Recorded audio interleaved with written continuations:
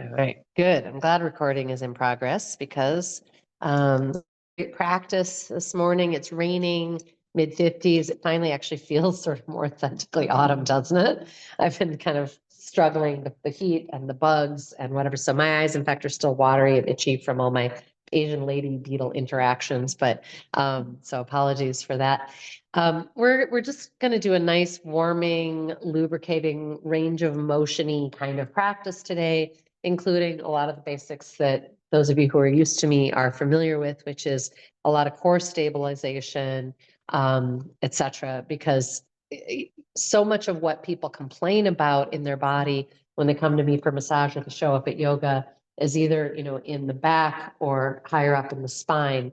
And yet so much of where all of the ability for that to be happy and stable and peaceful starts in our feet and how we stand, and then that inner thigh glute foundation. So, you know, I'm reminded of our barn when we needed to get it straightened. You know, the very first thing that this crew from Michigan did was looked at, is there anything in the foundation that needs to be shifted? Because so often the upper part is responding to the lower part, right? So I think we understand it when we talk about buildings. We talk about mechanical things like cars and whether the wheels are misaligned, but we tend to not really respect it about our own body. I think we're not really taught about that. You know, when I think about biology, no one really talked about that kind of strength and integrity. You know, you were told what the organs were, and then you were, you know, sent to the gym to do the presidential whatever. People of a certain generation will know what I'm talking about. Yeah, where you were encouraged to do sit-ups as fast as you could, and I'm like, oh my God, now with what I know, I'm like, oh no, no, no, no, no. So this is a much slower, deeper way to attend to our body, to both notice and kind of add to your clue trail around what might be going on in your body if you're not feeling incredibly strong, even, free, and fantastic. I just said that by chance. It's not like a mantra of mine. But to then figure out what might help handle it or remedy it, what tools. Just out of curiosity, has anybody, you know, from the last couple of weeks working with, say, train tracks and squeezing the block between the thighs, has anybody worked with that anymore, or you have? Cool. Do you find it's changing as you're doing it? Yeah, I think the train track thing really helps. I just had a moment 2 days ago where I was standing, and you know, normally things were swaying. Oh, that's really good. So you're standing at the kitchen sink and your hips were going. And I realized I was kind of like, this. Oh, yeah. Like, yeah. And you're like, why am I doing that? That's really cool. Yeah. So the noticing, I often say noticing precedes change. It doesn't make change immediate, although in that case it is, you could immediately shift something. But a lot of times we notice something and then we work on figuring out how to evolve or change it to the best of its ability. I mean, our bodies, you know, they are aging. They've, history has played upon them. And so, you know, we probably won't ever feel exactly like we did when we were 10, but all right. We're going to start off on our back body. I want to get our spine neutral and get into our breath. If being on your back with your legs just straight out in corpse pose bothers your low back, just have your feet flat, knees bent. And as you're there, I want to encourage you to just kind of take a few moments to wiggle around. You might work your shoulder blades in under your spine a little bit. If it's comfortable, you could rotate your palms open or however they land. But the more we scooch our shoulder blade in and under, the more the shoulder head itself is going to rotate back and down, which opens the chest, and then the arms just more naturally rotate, palms open. And again, if at any point this isn't comfortable, change what you're doing. Otherwise, let's enjoy a few sighing breaths together. Inhaling slow, deep, and wide.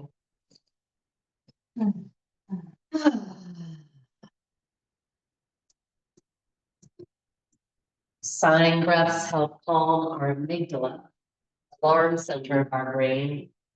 So yeah, let's loosen that up, right? We are whole, safe, and well right here and now. There's nothing that needs fixing or changing. Anytime you kind of feel the need to move energy, Sighing breath is a great way to do it. You don't have to have a story attached. It just keeps things from stagnating and contracting, or helps it when we recognize that's what's happened. So then as you're ready, just lightly close the mouth. Lightly connect the tip of the tongue with the roof of the mouth, with the rest of the jaw and cheeks and tongue soft. So the base of the tongue is not touching. There's no sandwiching against the roof of the mouth, just that tip. There's space between the upper and lower molars at the back of the jaw. We did this last week. I invite you again. Add the softest smile. I mean, someone looking at you would not necessarily see it. Simply notice what you feel. And is this a helpful tool for affirming to our body and being? Again, everything is okay versus striving, controlling, anticipating. So many of those challenging energies. Inviting you also to add ujjayi, great sounding breath. And we do that by just contracting in the throat a little bit. It's like you would if you were fogging a mirror, but your mouth is closed. So that as the breath passes through, it makes the whooshing sound of wind in the trees, or waves in the ocean.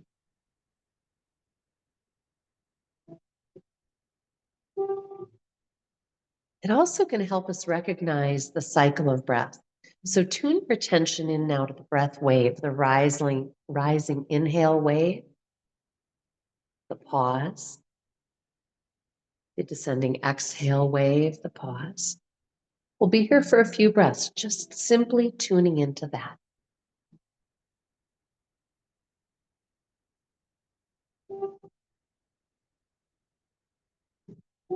As you're watching those inhale waves, you might let that wave invite a softening into the upper back, the neck and base of the skull connection, the occipital ridge, where we hold so much tension, so much striving. If inspired, you might roll your head side to side.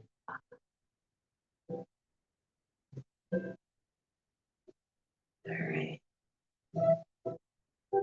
And as you're ready, I'm going to invite you to move into compression and expansion breathing. Simple, but it's slow, steady, and deeply focused. On your next exhale, slowly, steadily draw abdomen towards spine, anchoring low back into the floor. You should feel the pubic bone or pelvis tilt up. And there more. Emptying. You may roll your head side to side, especially if you're a chronic neck tightener. When there is not a drop left, relax. Allow yourself to be breathing. And this is a marvelous massage for the spine, for the internal organs, all the nerves that innervate. Then on those exhale compression, you're strengthening, organizing the communication between all those muscles that can really support the spine. So when we talk core, a lot of times people think, oh, those sit-up abdominal muscles. No. Let's get into all of it. Low abdomen, right between the hip bones. If that's an area of weakness for you, have your hands there. You can poke those muscles and see if there's any more communication available. And tip of the tongue lightly connected, but the rest of mouth relaxed as we're creating this center powerhouse.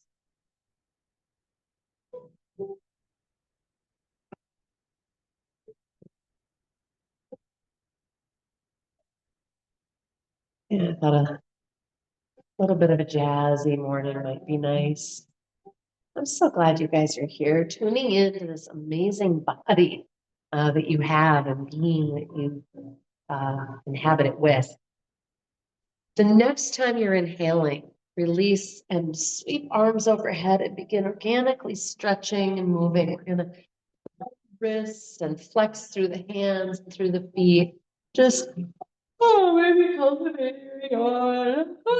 Real or fake. Good. Then I'm going to have you take your right hand onto your left wrist. I'm going to have you cross your left ankle onto your right as far over towards the right side of the mat as you can. So if you can kind of scooch those legs a little. Good, and as you're ready, flexing through the feet, now pull on your arm. Use that right arm hand to pull on the left arm. And my hope is you're getting a deep side stretch through the left side. So both the feet and the arms are going to the right side. Yeah. Okay. And when you're ready, switch it. And this is a hold that you could hold for longer. If you can have your arms up over the head towards the floor versus towards the ceiling, please do. Again, try to have that top leg especially flexed through that right foot. It would be good. And you're taking those arms and the feet both to your left side. Oh. Is this side different? These are really valuable bits of information. And then release back to center. Take your arms out to a T, palms down. Bend your knees, and I want you to have your feet together. So it's like bridge pose, except the legs are touching. So feet are flat underneath the knees. And we're gonna simply let those knees go left and right. So I'm letting the sole of my feet rotate off the floor, and the knees go towards the floor, one side and the other. And people find this to be a good stretch into the hip IT band area, which so profoundly can affect lower back. So just notice, again, is it a little different on this side?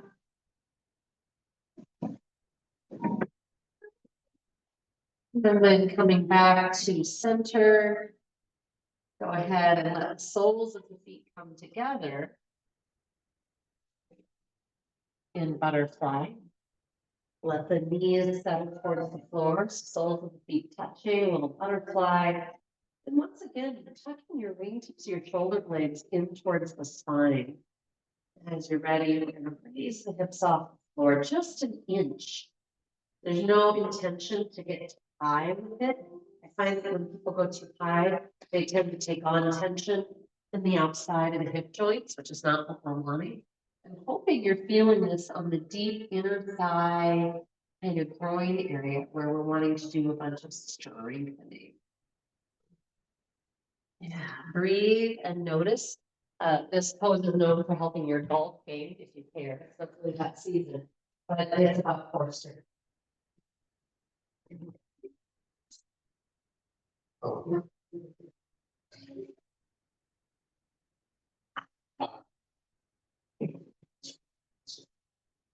Yeah. Again, just a little off the floor. If you're feeling you're getting a hamstring cramp or anything like that, come out. And you can always come back in. You can theoretically hold this pose for like 5 minutes. We're not doing that, but I'm going to suggest just another 30 seconds or so. And that can be a long time. So if it's too much, come out. Otherwise, just notice where you're feeling this. Again, what I'd like is it to be deep inner thigh, groin, low glute. So it's right at that hub of the wheels, I think of it. Breathe, tune into the rising, settling away. Remember, that's the most important thing we're doing in our yoga practice.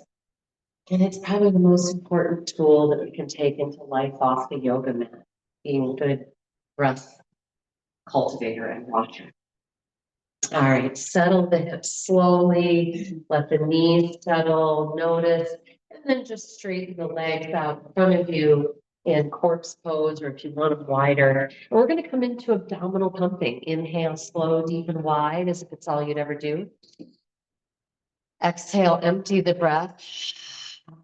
Hold the breath out while you pump the belly in and out. It's like you're drawing your belly towards your spine, saying, see how skinny I am?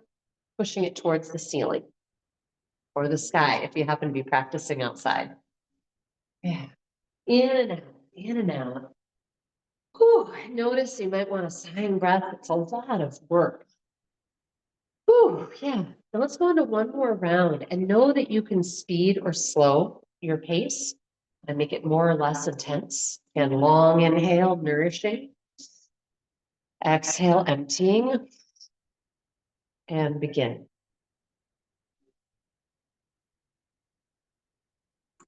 Sometimes you might even feel pressure and pulls all the way into the sternum, clavicle, the throat, the scabic cough. That's a great sign that you're really getting full range of motion in there. Yeah, awesome. Let's bring the right knee into the belly for the release wind pose. Named for obvious reasons, however, because it is massaging our abdomen, in this case, our ascending colon. But also, if we're doing it right, it's giving us some amazing opportunities to stretch again through the hips and thighs. So clasp your right knee and bring it as tight to your chest as you can. Both heels flex, push your left heel away and power down through the left thigh. Check that there's no wings or shrugs in your shoulders. In other words, we want elbows in and shoulder heads down. Big breath. Good. Then I'm going to have you release your left hand, take it out to a T, and keeping your right knee as close to your body as you can, bring it out toward the right. Good. Keep reaching those feet away from one another. Then bring your right hand around behind the right knee, so you're supporting. I've got my right elbow on the floor, so I've got no effort in my upper body. I'm going to extend that right leg out into my right hand. Keep reaching away with the left. Stay anchored through the left side of the body. And if you're tight like I am in the hamstring, fancy dance, you might find it helpful to kind of bend the leg and re-straighten. So I'm sort of pulsing, as I think WD-40ing it. Roll and flex and point through that foot. Good. And then bring that right knee straight back in and then up. So our legs are now in an L shape. I've got both heels flat, right foot towards the ceiling. We're going to do a little core thing here. And the most important part of this, twofold, is to stay rooted through the low back and completely relaxed through the neck, all right? So long, slow inhale, both heels flex. Exhale, belly, spine to floor. Slowly release that right leg forward like you're trying to paint a stripe on the wall. And if you can't keep your low back rooted, bend the knee so that you're counterbalancing less weight. Soften the neck. What's your tongue doing? And then not.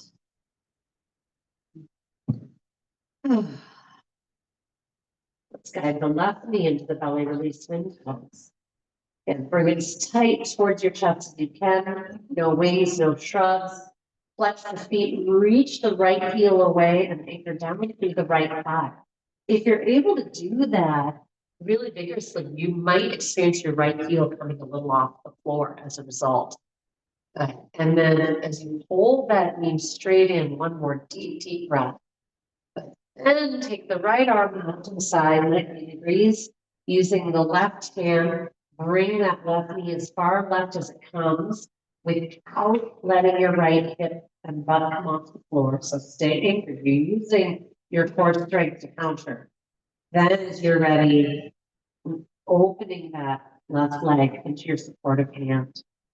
And you can point and flex and roll. You can bend and re-straighten. If you want to apply a little more intensity, use that right hand to pull your foot towards towards your ear. Keep reaching away through the other foot. So this is a really deeply active stretch if you choose it. You're anchoring one side and reaching through the other. Yeah, looking good.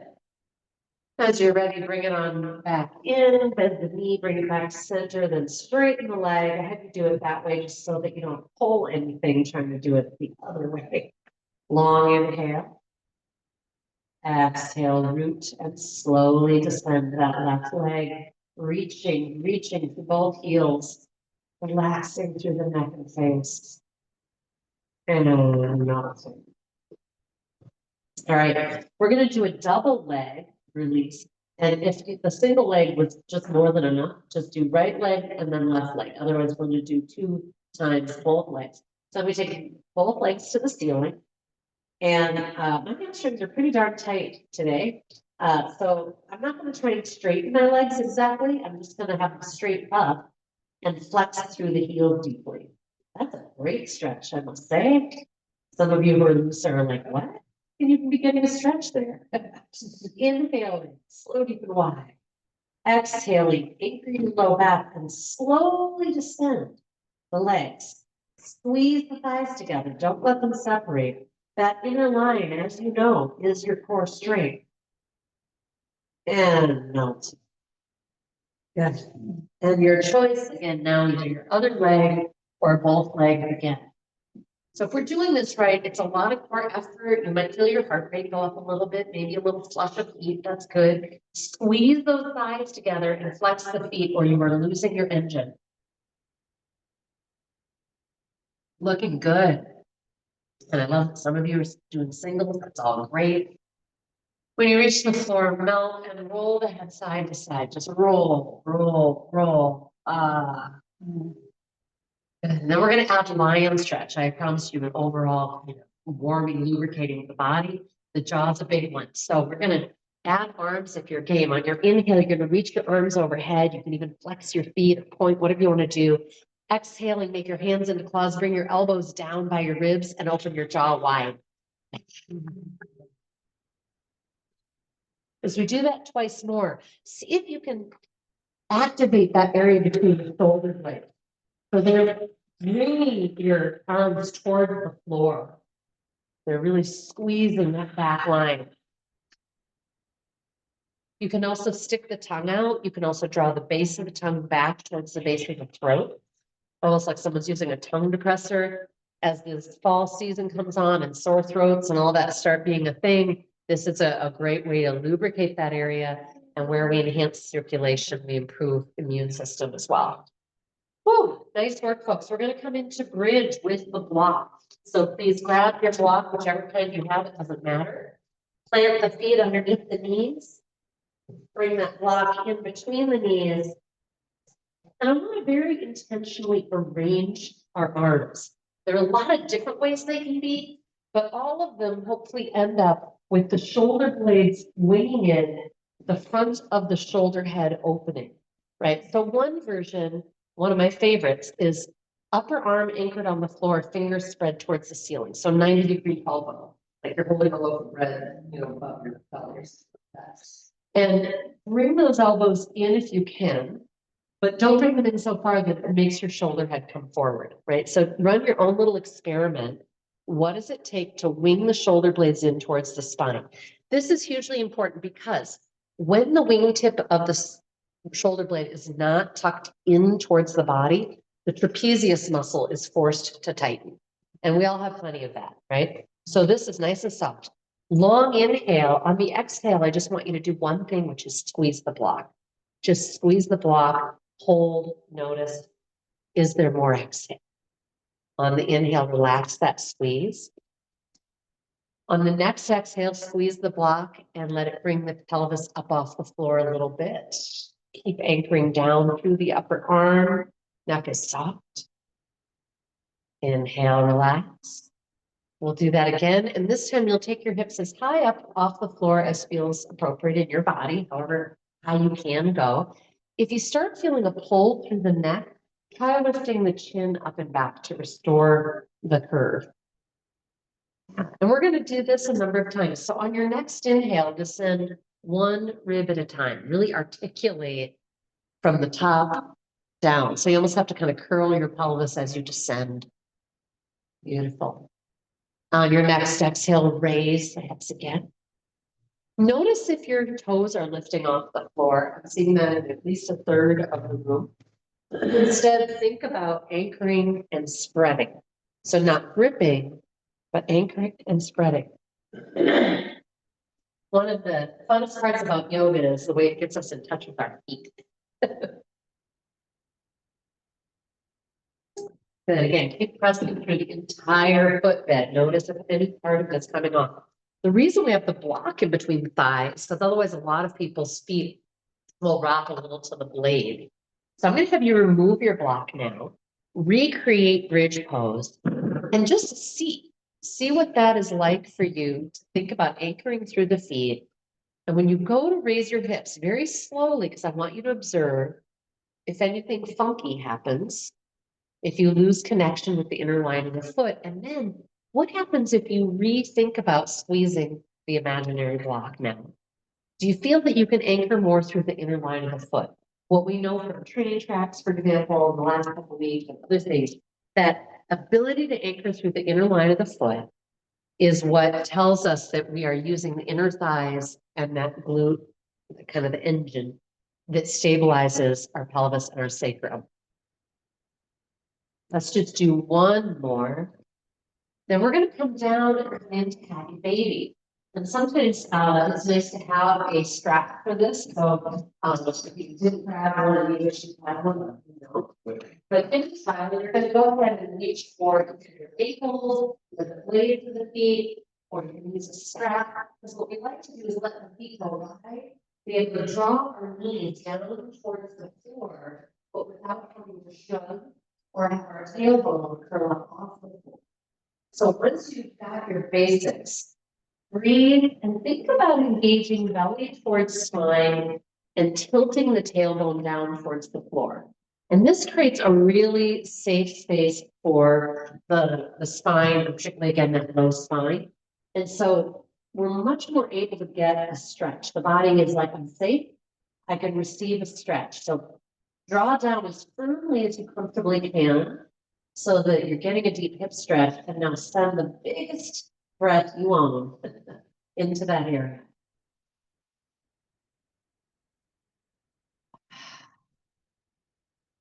So just a couple more.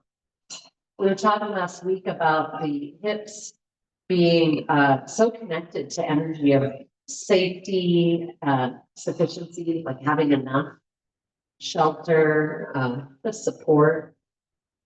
All right, we're going to come into yet another version of butterfly. If you're using the strap, you can bring the feet together and both ends of the strap together in front of you and pull down or towards your belly button. If you're holding the feet, bring them in towards the butt, and then either just hang out here and enjoy, or a little add-on. Go ahead and bring one foot higher up the body and then the other. So I love this, just pulsing back and forth and kind of WD-40 my hips. And then we're going to plant our feet wide, right out at the edges of the mat. We're going to slowly lower the right knee towards the center line.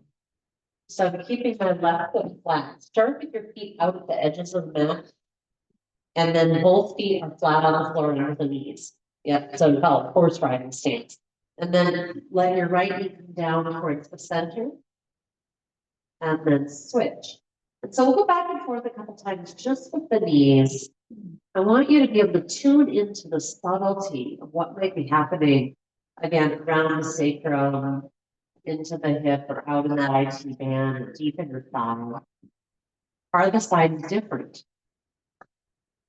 The next time you've got one knee down, take the matching arm and reach up and back. So if it's right knee down, you're using the right arm, reaching towards the wall too. And switching. Now, there are two very distinct ways to do this pose. One is where you keep the, where you just let both knees kind of flop or windshield wiper together. And some of you are doing that version, and great. The other version is the one that I was inviting, which I think I personally prefer, but you might prefer the other. And that is where the other foot stays, sole of the foot touching, the knee mostly up. So try both, see what you think. They are different, and it may be that both of them have value for you. I find the value of keeping the one foot anchored is I get actually a deeper stretch through both the outer and the inner leg. It's more precise. Do you guys feel that? Yeah. And of course, that vigorous reaching up of the arm and holding. If you take a deep breath and create the longest line you can, maybe you even bring your arm towards your head, towards your center, you now have an opportunity to stretch down your deep lat line, which is a really powerful part of our body that sometimes is also too tight or not quite happy. You might feel it into your psoas, some of those connections around the hip joint and inner thigh, way, way up where it connects with the pelvis. All right. Come on back to center. Feet flat like you would be in bridge pose with the blocks. So again, no more than 6 inches apart. We're going to come up into bridge, imagining the block, and we're going to add a slight foot hover. Make sure your feet really are beneath the knees. If they're too far forward or tucked back towards the butt, this is not going to feel as natural. And then as you're ready, raise your hips and lift 1 foot at a time, just hovering off the floor.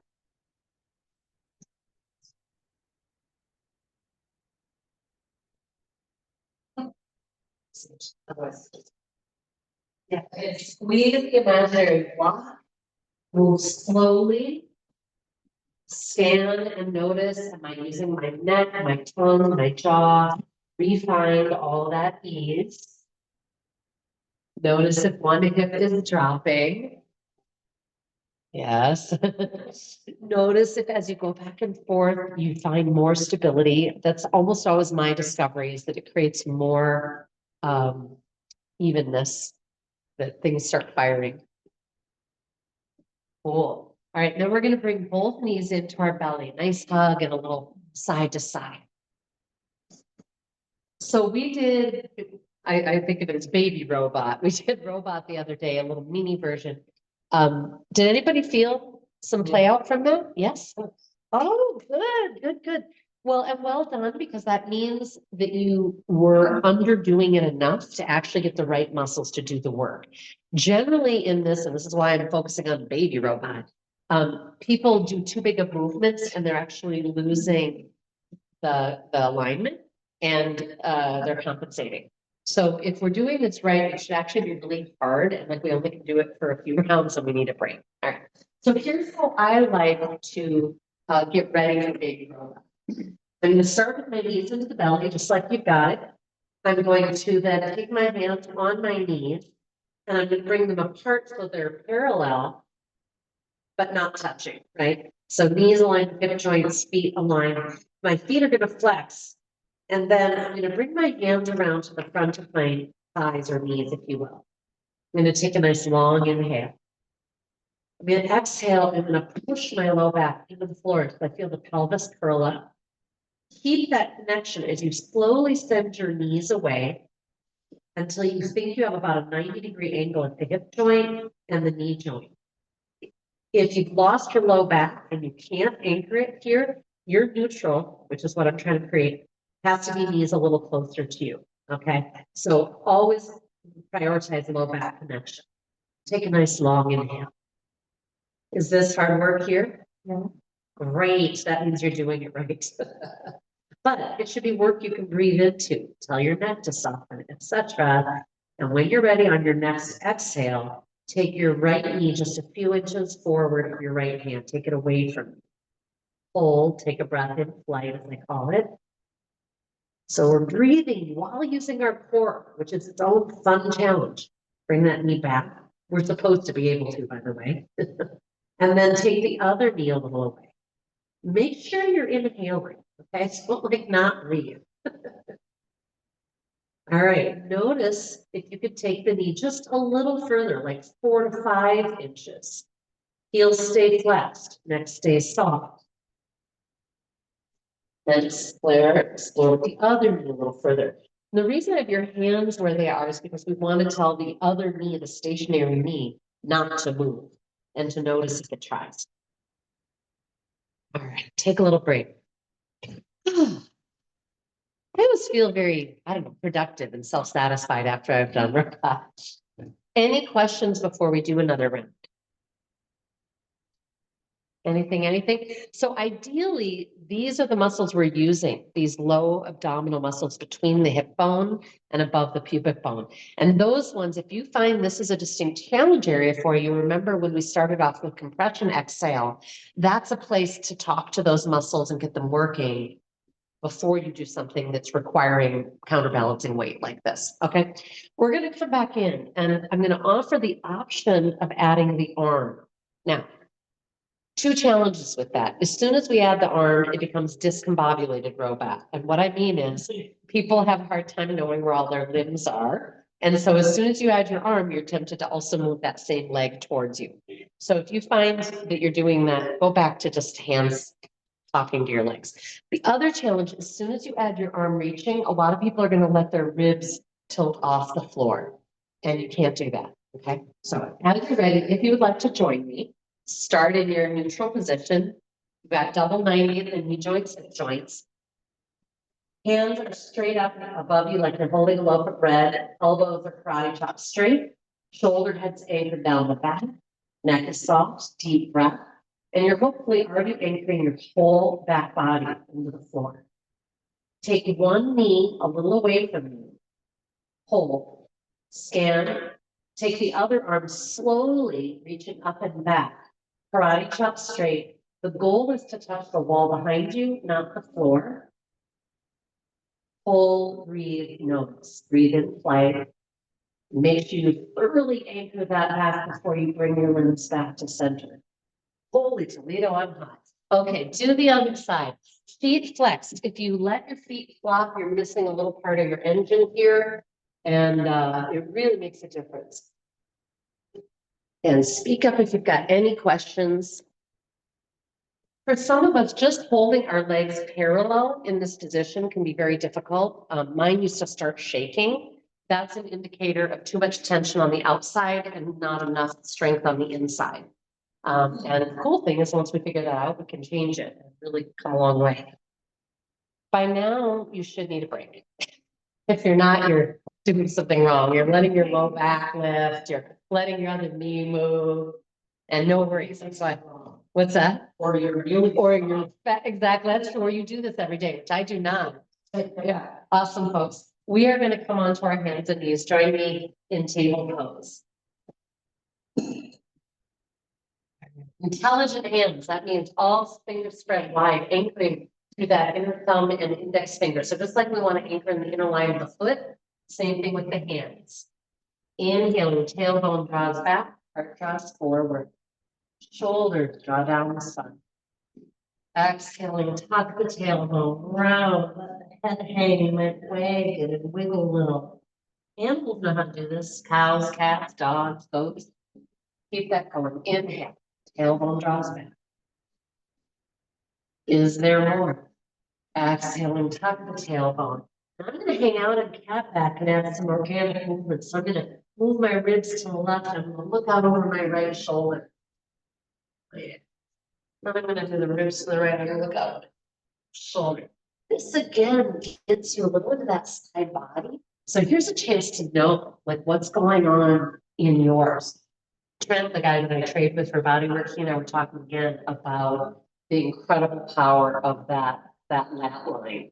And it can really mess things up for shoulders and low backs. All right. Coming back to center, we're going to do another core thing.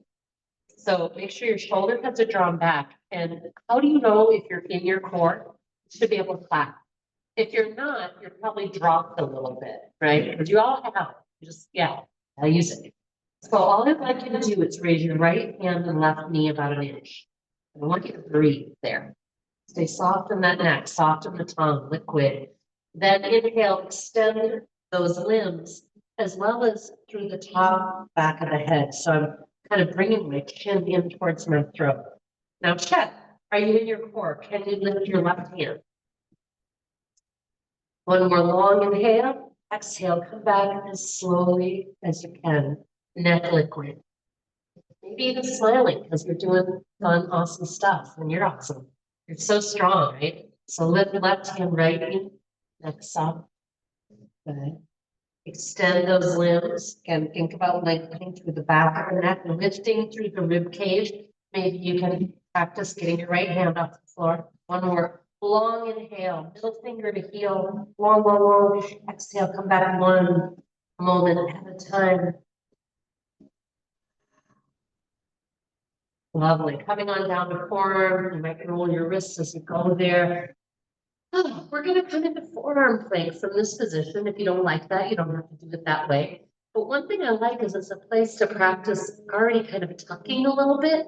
Now, we don't want to be hyper tucked, right? I don't want my entire front of my body as short as it can be. I want to be in a strong, supportive core, though. So no collapse. As you're ready, step back one foot, then the other. Think about squeezing your thighs towards each other, imaginary block, thigh bones towards the sky. If this feels like too much, drop knees, relax. Otherwise, practice again being liquid, the neck, the tongue, deepen the breath. Squeeze that imaginary block. If your heel is rotating out even a little bit, it's going to put pressure on your low back and you're going to feel weak even though you're not. Breathe.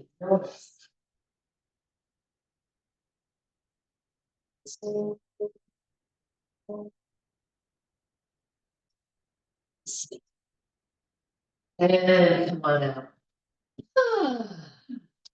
Enjoy some much earned sighs or whatever you're called to. You might lay flat if you need to, or child's pose. It's a nice little stretch.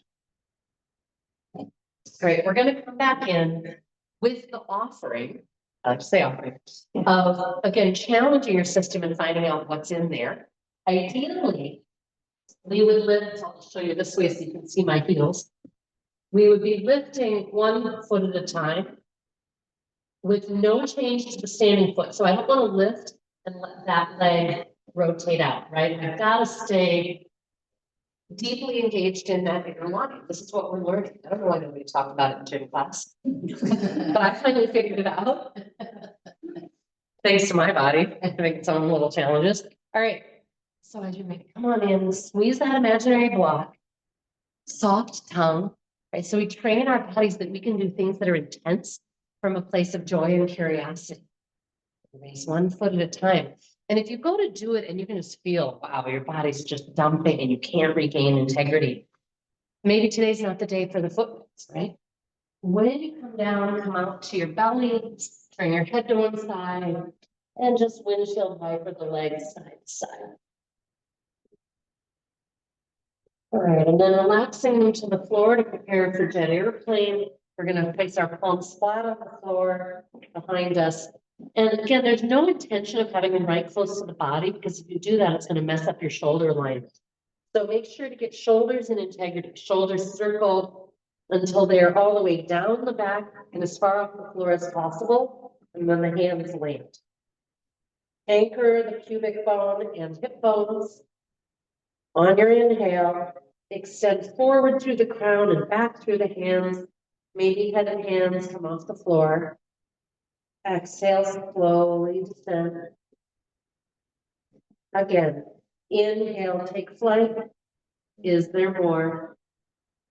Exhale, descend.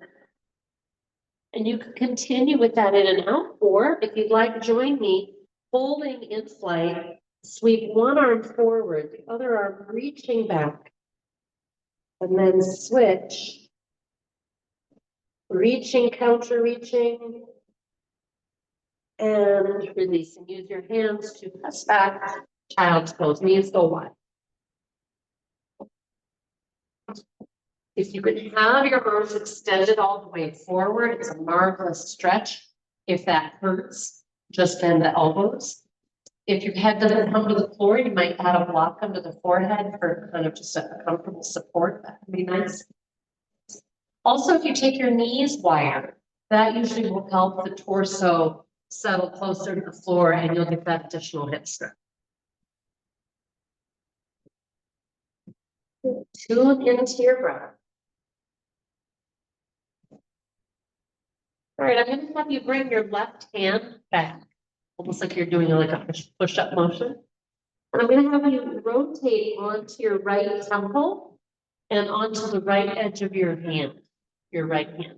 So I'm rotating my right palm to face the center line as I rotate onto the right side of my head.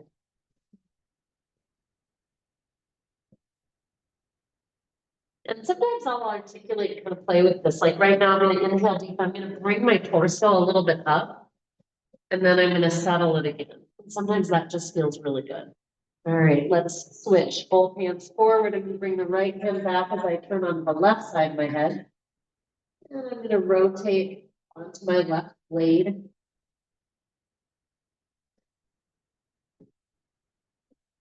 Is this side different?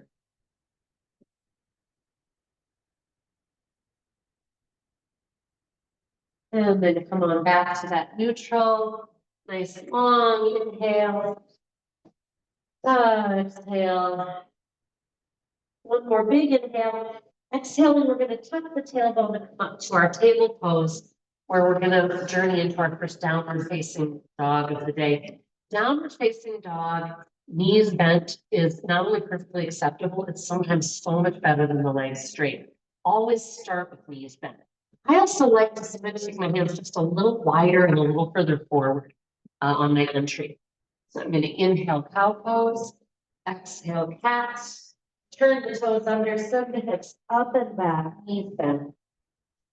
We'll do 3 deep breaths there. Let the inhale kind of bring your torso forward a little. On the exhale, think belly to spine, compression. Send the hips up and back. Twice more.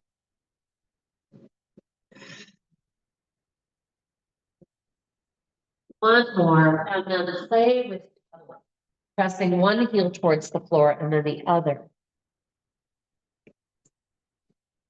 Yeah, working that back line, getting into your plantar fascia, your Achilles tendon, your calf. Love it. Good. We're going to do kind of a fun pose that we have not done in a while. My apologies. As you're ready, you're going to settle back into table pose. If your wrists need a break, level them up because we're coming into gate pose. If you have any wrist stitch going on and you simply can't do gate pose, you could take the triangle pose, and I can talk you through that. Otherwise, remember, you can go on fists. It's just a little harder to have this, right? But you don't mind challenge. There you go. All right. Otherwise, intelligent hands, shoulder heads down. You're in your core. I'd like you to do this stage by stage. Take your right foot back and place it 90 degrees. And I want you to see if you can get that back leg straight. So knee is straight. Good. Now squeeze your left butt cheek towards the right edge of the mat. And notice when you do that, it kind of changes things. Now all of a sudden I can feel power in between the thighs, right? Then I'm going to bring my right hand onto my right hip. I'm going to pause there to encourage an opening through my torso so that it's now moving like I want to be between 2 panes of glass. I'm going to check that my head is not forward and hips back. I'm going to squeeze hips towards the center line and draw my head back. Then I notice I forgot about my back leg. Then I'm going to use my lower ribs and raise them towards the ceiling as I also reach through that top arm. Sometimes it's more comfortable for my neck to look down. Breathe and notice. If you like an additional stretch, power down to that back foot and reach your arm forward.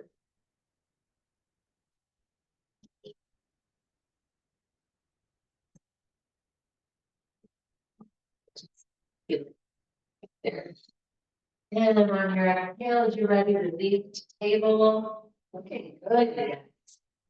Yeah, and by the way, if it is better for you to use your lower leg to show you better this one. If it's better for you to kick this leg out, you can do that. You're going to get more stretch and more balance challenge with the leg in one.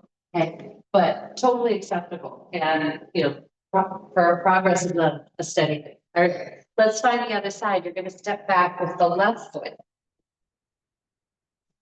Squeeze the right butt cheek towards the left edge of the mat. And feel those inner thighs. You should be able to squeeze an imaginary ball or block. All right. So I'm like, bam. I should feel pretty stable. I'm going to keep sending my hips forward as I open my shoulders.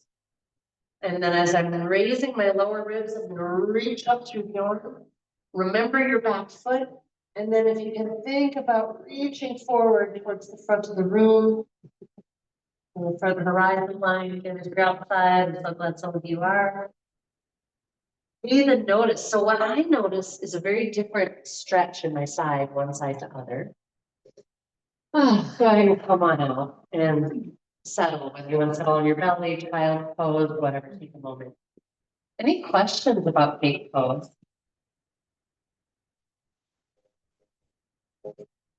Were you able to find that different opening on the second side? Good. Let's come back over you to just make it so.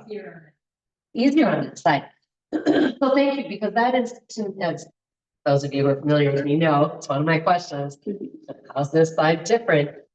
Because that's part of the clue trail, like, wow, okay, one hip is way tighter, I didn't know that, or whatever it might be, that's how we start to kind of figure it out. So I want to come into gate pose one more time, and just like we were doing with robot, there are stages. If you're like, okay, that was plenty, well, you don't need to do it again, or that was plenty and I want to do that again, and I just want to work on refining it. One of the refinements that we want to work on in gate pose is the full activity of that back leg. If you don't have that, you're just moments from getting into gravity. If you have that, you are powerful and you can grow and do things. As soon as I let go of this, I have nothing, right? So again, we think it's about core, but core includes the thighs and the butt, and we don't, and those roots, like we were talking about way at the beginning of class. So options to add on, one of the refinements is back leg. The other refinement is ribs rising. Again, that is a big part of what's going to help me here, right? If you've got all that and you want to play, you could then play with what I was just doing. You could play with raising back leg, that can be fun, right? Playing with your stability, seeing what you got. Another thing I love playing with in this pose, and it really requires so that the pelvis be this way, is then opening through the top rib, letting the arm come behind it. I love that stretch, but it's only going to be useful again if I've got all those foundation pieces. So all of those would be an option. If some of you have the practice of sidearm plank and want to play with that instead, you can. But I find you get less of the glute hip work with full sidearm plank than you do in that gait. So back into table pose. Check that you're in your core, check that you're anchoring through that inner line of the hand unless you're on fists. Breathe and notice, and when you're ready, take that right foot back 90. Push into the sole of the foot. Good. Draw your ribs up towards the ceiling as you send your hips towards the center line of the mat. Check in with your head. You got it.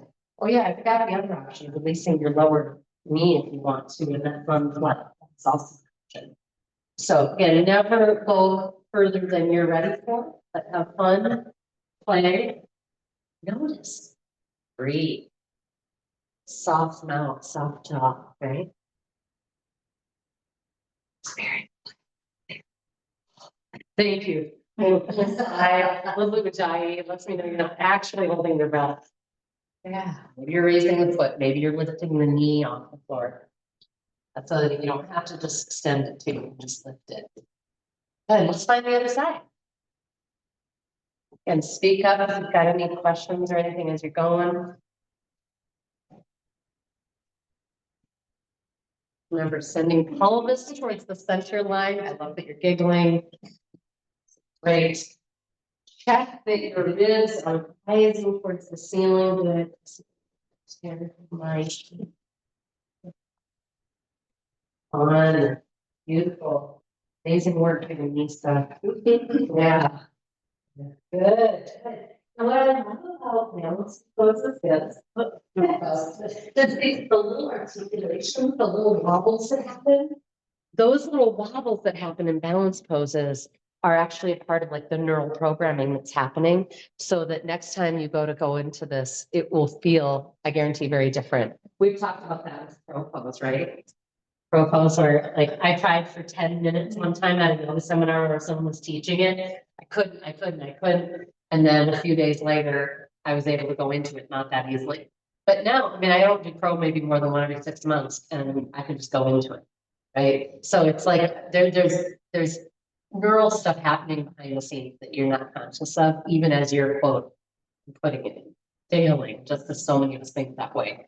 I would rather think of it as experimenting. So, all right, we are going to come onto our back bodies, and I'd like to have a block handy. If the block you've got is a cork one and if it's just too hard and you want something softer, let me know. We're going to be placing it under the sacral triangle.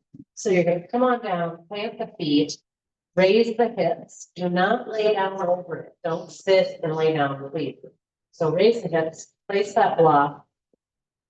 And just take a moment settling the hips. The feet still connected to the floor. Hips settled onto the block.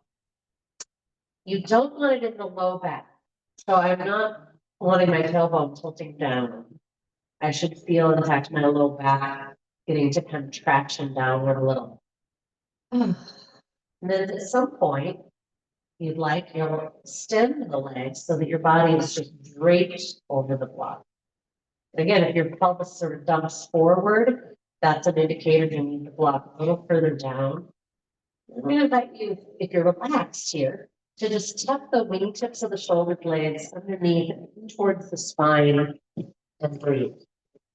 Just notice, enjoy being in an open position, enjoy receiving your breath.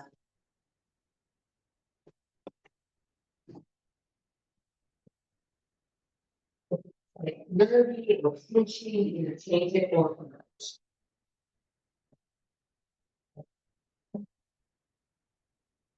Yeah, and to be honest, I don't hold this very long. My body will reject it after a little while. But initially, it's a really beautiful therapy. I have a lot of gardeners and people who chop wood and all that kind of forward bending power stuff find that this is transformative. When you are complete, then do not let me rush you. You're going to come out by planting the feet, raising the hips, removing the block.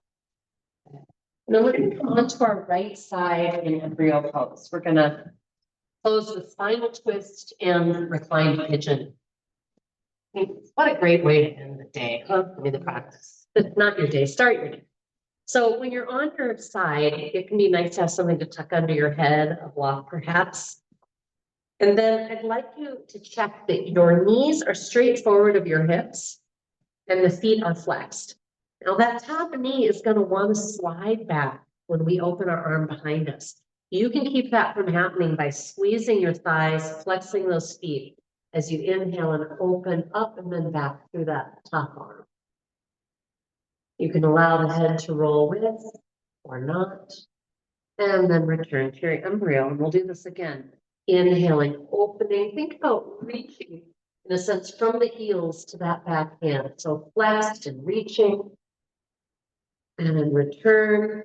The next time you're in that open position, see if you can sweep your arm more towards the wall behind your head. So above, if you will. And you might enjoy moving through a range of motion there, kind of up and then back.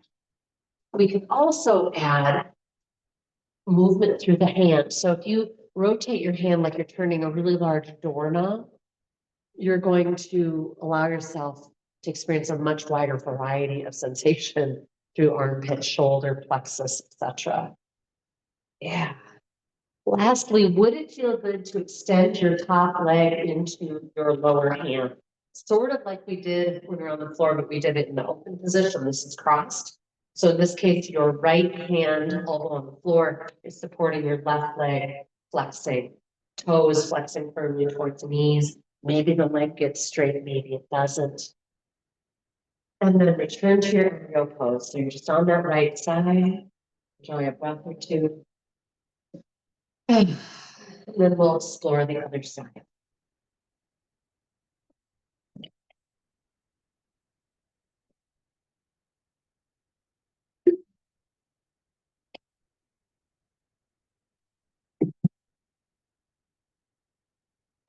Heels are flexed, knees straight forward of the feet. Sometimes people like using their floor hand to anchor the knees. And then try not to let that knee draw back. So squeezing those thighs will help open that top arm. If you're fairly flexible, your head is on the floor, you're not using a block, you could scooch your left shoulder, assuming you're on your left side, a little more left, and that will bring you more onto the actual shoulder blade instead of the deltoid. Sometimes that feels nice. Yeah, in and out, and then hold and explore space behind, reaching up and back, rotating the world's largest doorknob. Maybe you're pointing and flexing through the hand. And then at some point, perhaps you'd like to extend that top leg out into your waiting hand. So it's sort of a laying down version of a standing posture that I really love, but is very intense. Combination of balance and strength and flexibility. So this is a gentler way to meet our bodies there, especially in the morning. All right, return to your embryo pose, enjoy a breath or two, and then please come onto your back body. I'm gonna invite you to come into reclined pigeon pose with me. Prefer the classic pigeon, go for it. But maybe cross the right ankle onto the left side, your left foot's flat on the floor. You might give that right knee a little wag, just again, nice lubrication for the hip. Then bring your left foot up off the floor so that you can now bring the whole thing towards you. Hug your right knee as tightly towards the chest as you can. Bring it back. And then send it a little towards the center line, kind of sending everything a little left. You might find that for your perfect angle today, maybe your left hand needs to slide further down the shin or even to the foot. Feel free to play until you find something that just feels so right. I often say yoga is like a massage you give yourself. So you should hopefully feel some good massage sensations, maybe into piriformis. Maybe you're feeling it down more into IT bands and hamstring connections. Neck is soft. Yeah, enjoy this and massage it with breath as long as it feels appropriate. Then until ready to make your switch. And of course, as you take that left ankle on the right thigh and you wag, we're curious, is this side different?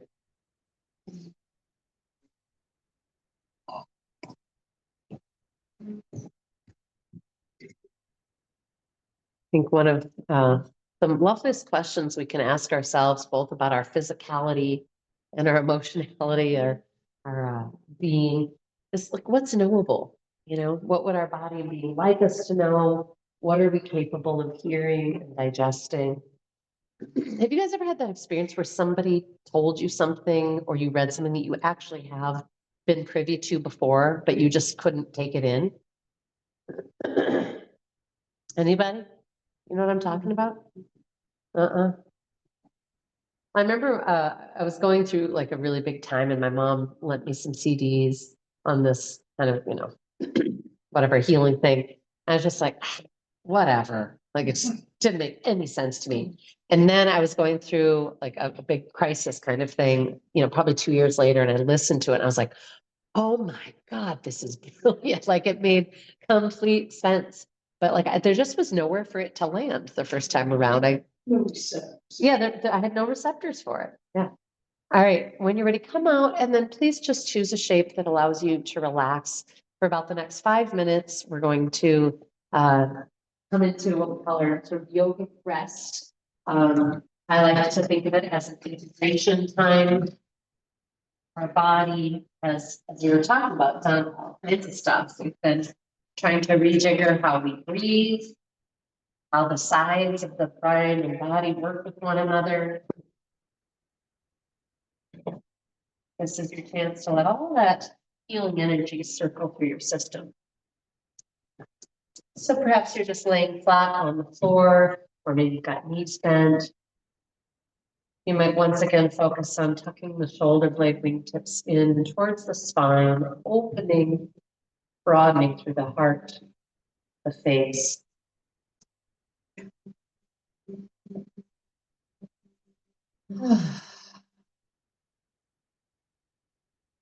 Each exhale, an invitation to sink with gravity, to soften to the moment, and let your body heal.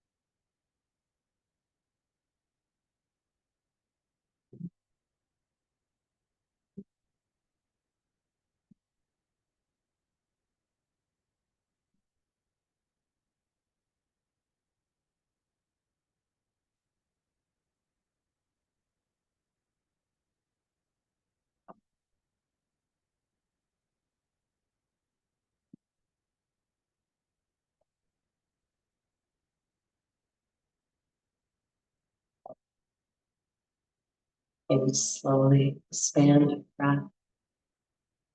Please take this sort of moment between worlds before you come back into the flow of life out there. And while you're still deeply connected to the wisdom of the body, yeah, just ask what's knowable, what's needed. Is there anything that would create better wholeness, balance, and harmony this time? Thank you all so much for being here. It's a joy to practice with you on this kind of yummy rainy autumn day. Makes me look forward to more. I still have yoga at the Carriage House at Third Mountain. We'll see, weather allowing. If you're interested, sign up. I will let you know if I'm canceling class. But it's been a really amazing experience. All right, hope to see you again at the mat very, very soon. Om Shanti Shanti. Om peace, peace, peace. Namaste. Don't worry about a thing. Bye, Jeannie. Thanks for being here. Thank you very much. Have a great one. Bye. Bye.